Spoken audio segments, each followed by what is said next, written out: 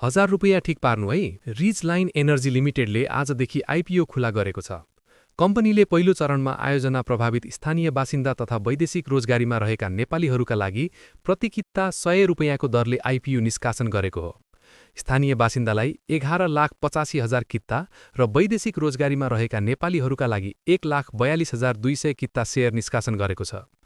स्थानीय बासिन्दालाई आज पुस 13 देखि पुस 28 गतेसम्म र वैदेशिक रोजगारीमा रहेका नेपालीहरूलाई पुस 17 सम्म आइपिओ खुला भएको छ। यस आइपिओमा न्यूनतम 10 किता र अधिकतम 50,000 किताका लागि आवेदन दिन सकिनेछ।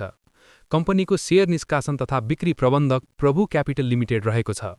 स्थानीय बासिन्दाले रिज लाइन एनर्जी आयोजना कार्यालय, प्रभु क्यापिटल, प्रभु ब्याङ्कको छेपेटार तथा पालुङटार शाखाबाट वा प्रभु क्यापिटलको अनलाइन पोर्टलबाट आवेदन दिन सक्नेछन्।